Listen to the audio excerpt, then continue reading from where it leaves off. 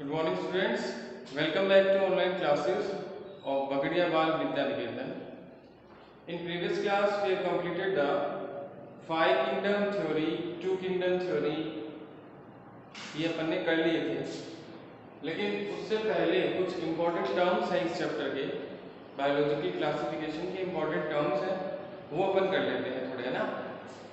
और ये जो टर्म्स जो मैं करवा रहा हूँ, ये इस चैप्टर में नहीं, नेक्स्ट चैप्टर में, उसके नेक्स्ट चैप्टर में भी आपको मेमोराइज रखने हैं। ये टर्म ऐसे हैं जो अपने 12th में भी काम आएंगे, 11th में भी काम आएंगे, ठीक है। तो चलिए स्टार्ट करते हैं। Let's start. देखिए, फर्स्ट आपने पढ़ भी रखे हैं, ऐसे टर्म्स हैं आपने पढ़ भी रखे हैं। अगर पढ़ नहीं रखे तो आपको पता तो है कि हाँ, ये सेप्रोफाइट्स क्या होते हैं, पैरासाइट्स क्या होते हैं, 10th में भी थे ये। एक बार स्टार्ट कर लेते हैं। चलिए let's start with the saprophytes.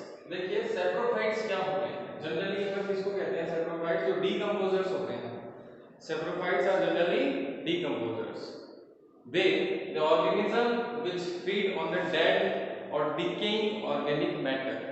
ऐसे ऑर्गेनिज्म जो डेड और डीके जो ऑर्गेनिक मैटर होता है उस पर डिपेंड करते हैं for their survival, for their food, ठीक है। तो ऐसे ऑर्गेनिज्म जो होते हैं वो होते हैं, these are the saprophytes. Saprophytes are generally decomposers. Decomposers होते हैं जो कोई से भी हो सकते हैं, डिकम्पोजर जो डेड और डीके मटेरियल को क्या करेंगे, एज अ फूड ऑब्टेन करते हैं, ठीक है। सेप्रोफाइट्स आगे समझ में। नेक्स्ट जो टर्म है वो है पैरासाइट्स।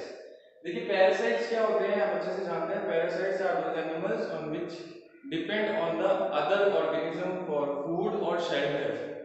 फूड भी हो सकता है और शेल्टर भी हो सकता है। देखिए, पैरासाइट्स दो टाइप के होते हैं, एक्सोपैरासाइट्स और एंडोपैरासाइट्स। एक्सोपैरासाइट्स क्या होते हैं? जो एनिमल बॉडी के आउटसाइड रहते हैं और उनसे फूड को लेते रहते हैं, ठीक है, वो हो गए एक्सोपैरासाइट्स। एंडोपैरासाइट्स क्या होते हैं? जो किसी ऑर्गेनिज्म के अंदर रहते हैं और उससे फूड और शेल्टर जो है उससे प्रोवाइड करते हैं, लेते रहते हैं, ठीक है। तो पैरासाइट्स हो गए दो टाइप के, एक्सो और एंडो। पैरासाइट्स क्या हो गए? जो किसी दूसरे ऑर्गेनिज्म पर, लिविंग ऑर्गेनिज्म पर डिपेंड करते हैं for their food and their shelter. These are mainly two types, exoparasites और endoparasites. Exoparasites, the parasites which live on the external surface of the another living organism for their food and shelter, where the endoparasites are the living organism which live in the another living organism for their food and shelter. Exo endoparasites. चलिए next जो है वो सिम्बाइट्स। देखिए, सिम्बाइट्स क्या होते हैं?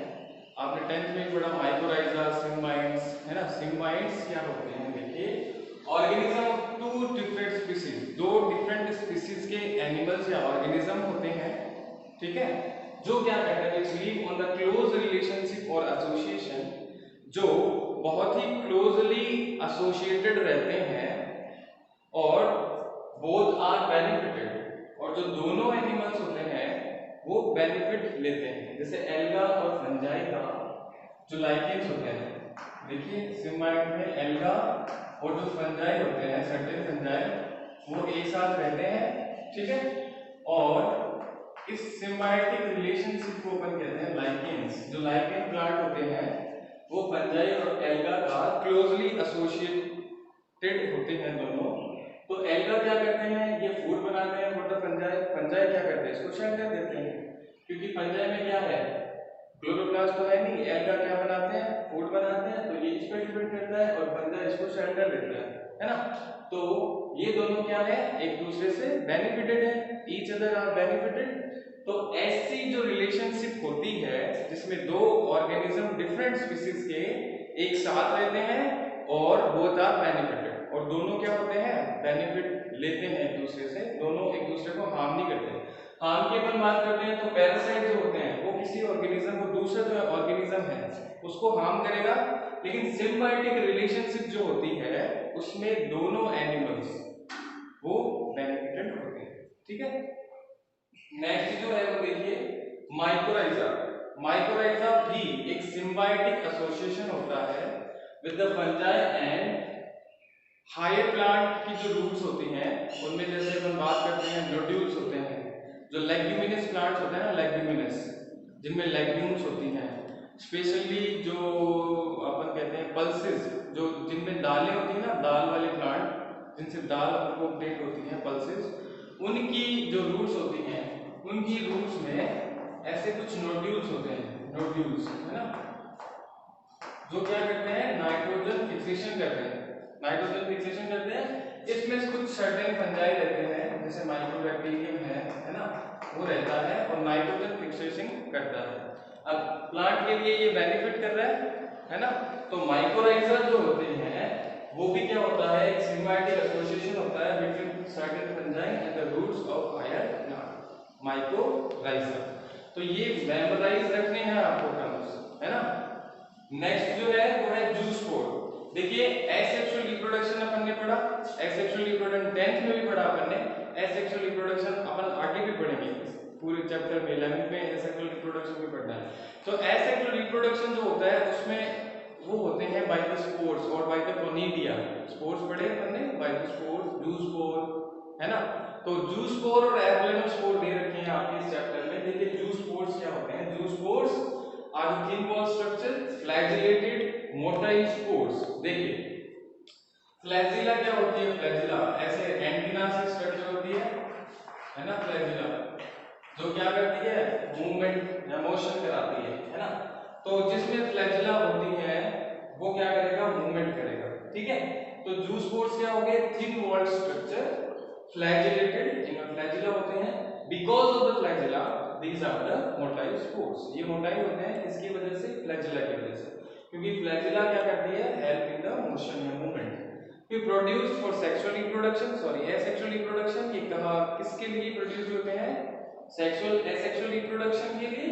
कुछ alga और फंजाई जो होते हैं उनमें ये जो स्पोर्स हैं वो एज एसेक्सुअल रिप्रोडक्शन या स्पोर्स काम में आते हैं, ठीक है।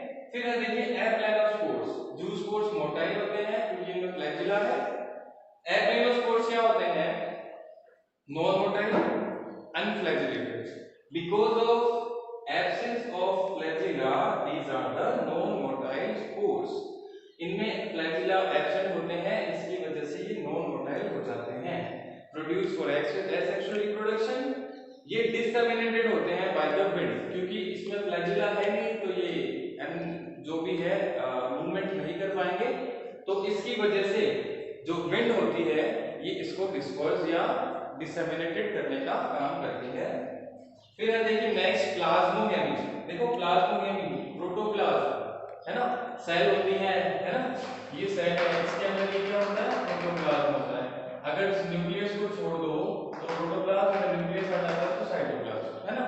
तो protoplasm, plasmogamy, it means the fusion of protoplasm of cell और गैमीट। किसी भी सेल और गैमीट का अगर प्रोटोप्लाज्म क्या होता है, फ्यूज होता है।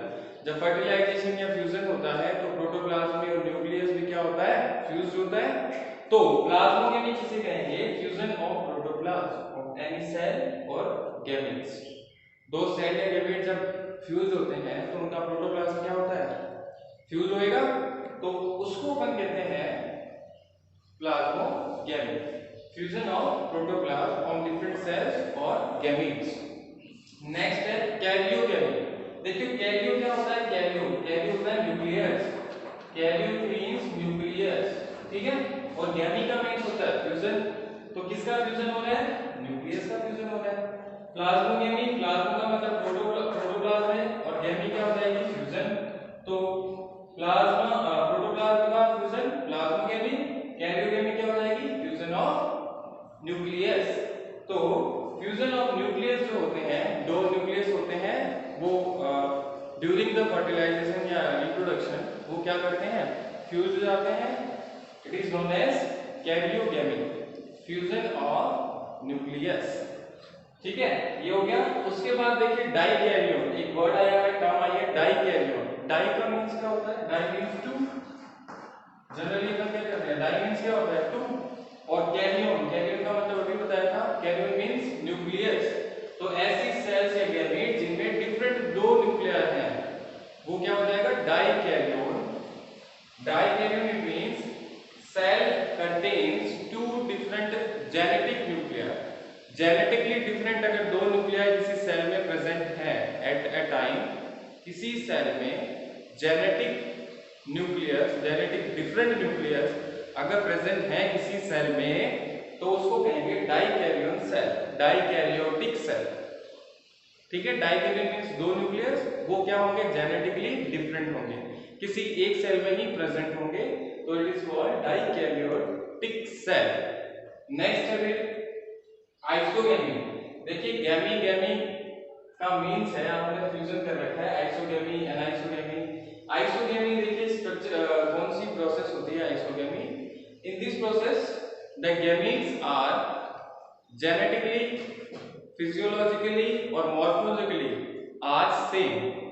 आइसोगैमी एक ऐसी प्रोसेस है जिसमें जो गैमीट्स होते हैं वो मॉर्फोलॉजिकली, मॉर्फोलॉजिकली मींस जो एक्सटर्नल स्ट्रक्चर है बाहर वाली, मॉर्फोलॉजी किसे कहेंगे अपन, कोई आदमी मोटा है तो वो मॉर्फोलॉजिकली उसका कैरेक्टर हो गया, ठीक है, मॉर्फोलॉजिकली, और फिजियोलॉजिकली उनकी फिजियोलॉजी कैसे है, वो काम कैसे कर रहे हैं, इसके अकॉर्डिंग जो भी सेम रहते हैं ऐसे गैमीट्स जो मॉर्फोलॉजिकली और फिजियोलॉजिकली क्या है, सेम, तो उसको कहते हैं आइसोगैमीट्स, और इस प्रोसेस को कहते हैं आइसोगैमी। आइसोगैमीट्स क्या हो जाएंगे, जो मॉर्फोलॉजिकली और फिजियोलॉजिकली गैमीट्स सेम होते हैं वो आइसोगेमस, आइसोगैमी गैमीट्स होते हैं, और ये जो प्रोसेस होती है उसको कहते हैं आइसोगैमी। फिर इसके opposite anisogamy, anisogamy का मतलब हो जाएगा ऐसे गैमीट्स जो मॉर्फोलॉजिकली और फिजियोलॉजिकली डिफरेंट हैं, ठीक है, वो हो जाएगा एन आइसोगैमीट्स, और ये प्रोसेस हो जाएगी एन आइसोगैमी प्रोसेस, ठीक है। इसके बाद जो है वो अपन कंटिन्यूस कर रहे हैं। फिर देखिए नेक्स्ट है, एक वर्ड आता है, टर्म आता है गैमेटोफाइट, और दूसरा टर्म आता है sporophyte. Gametophytic life cycle of the plant और sporophytic life cycle of the plant. देखिए गैमेटोफाइट क्या होते हैं, gametes, gametes are always haploid, gametes जो होते हैं वो हमेशा हैप्लॉइड होते हैं, जैसे मेल गैमीट है और फीमेल गैमीट है, तो ये दोनों क्या है, हैप्लॉइड है, ठीक है। अब हैप्लॉइड हैप्लॉइड जब फ्यूज्ड होते हैं, हैप्लॉइड मेल गैमीट और हैप्लॉइड फीमेल गैमीट जब फ्यूज्ड होते हैं तो एक डिप्लॉइड क्या बनता है, जाइगोट बनता है, होता है ना।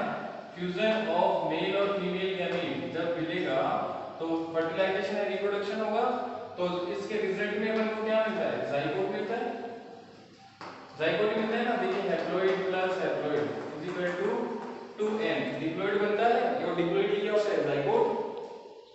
तो ये तो हैप्लॉइडिक, अब बात अपन कर रहे हैं बात प्लांट्स की, लेकिन अगर बात करते हैं गैमीट्स की, है ना, तो मेल गैमीट क्या होता है, हैप्लॉइड, फीमेल गैमीट क्या होता है, हैप्लॉइड, इनका फ्यूजन होगा तब डिप्लॉइड क्या बनता है अपने पास, जाइगोट बनता है, ठीक है। वैसे ही जो गैमेटोफाइटिक जो भी प्लांट का लाइफ साइकिल होती है वो देखिए हैप्लॉइडिक फेज होती है, हैप्लॉइडिक मींस की उसमें जो क्रोमोसोम या नंबर ऑफ क्रोमोसोम में वो लाइफ साइकिल है वो हैप्लॉइड होगी, और ये सेक्सुअली प्रोडक्शन, सेक्सुअली क्या होगी, प्रोड्यूस, क्योंकि गैमीट तो बनते हैं जब सेक्सुअली प्रोडक्शन होता है ना, तो ये सेक्सुअली प्रोड्यूस्ड होते हैं।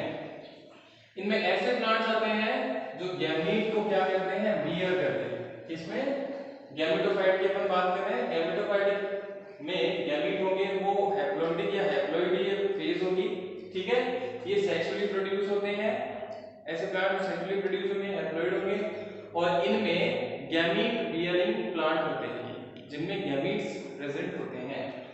फिर है नेक्स्ट देखिए स्पोरोफाइटिक, स्पोरोफाइटिक लाइफ साइकिल क्या होती है किसी प्लांट की, जिसमें क्या होते हैं जो फेज है इसको कहते हैं डिप्लॉइड या डिप्लॉइडिक फेज कहते हैं, इसमें हैप्लॉइड ना होकर के स्पोर्स होते हैं वो क्या होते हैं, डिप्लॉइड होते हैं, डिप्लॉइडिक होते हैं, ये एसेक्सुअली रिप्रोड्यूस करते हैं, वो सेक्सुअली कर रहे हैं गैमीट्स, और ये क्या करेंगे, एसेक्सुअली।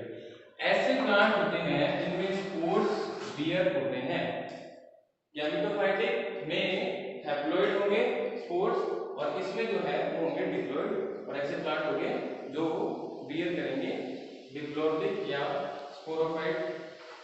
फिर देखिए अल्टरनेशन ऑफ जनरेशन है। अल्टरनेशन ऑफ जनरेशन क्या होगी, सीधा सा समझिए आप कि एक बार तो बनेगा गैमेटोफाइट जो क्या करेगा, सेक्सुअली प्रोड्यूस होगा, फिर एसेक्सुअली रिप्रोड्यूस होता है स्पोरोफाइट, फिर वापस स्पोरोफाइट कैसे बनता है, एसेक्सुअली रिप्रोड्यूस होगा तो क्या बनेगा गैमेटोफाइट, फिर सेक्सुअली रिप्रोड्यूस होगा तो वापस क्या बनेगा स्पोरोफाइट, एसेक्सुअली रिप्रोड्यूस होगा तो बनेगा गैमेटोफाइट। तो ये अल्टरनेशन ऑफ जनरेशन हो गया। एक बार क्या बनेगा गैमेटोफाइट, ठीक है, फिर बनेगा स्पोरोफाइट।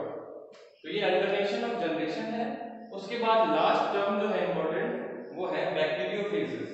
बैक्टीरियोफेजेस क्या होते हैं, virus which infect the bacteria. ऐसे वायरसेस जो बैक्टीरिया को क्या करते हैं, इन्फेक्ट करते हैं, वो बैक्टीरियोफेजेस होते हैं। ऐसे वायरसेस विच या दैट इन्फेक्ट द बैक्टीरिया, ऐसे वायरसेस जो बैक्टीरिया को क्या करते हैं, इन्फेक्ट करते हैं, दीज आर द बैक्टीरियोफेजेस। तो ये आज अपन ने कुछ इंपॉर्टेंट टर्म्स पढ़े बायोलॉजिकल क्लासिफिकेशन के। नेक्स्ट जो है अपन क्लास में क्लासिफिकेशन ऑफ मोनेरा किंगडम पढ़ेंगे। All the best.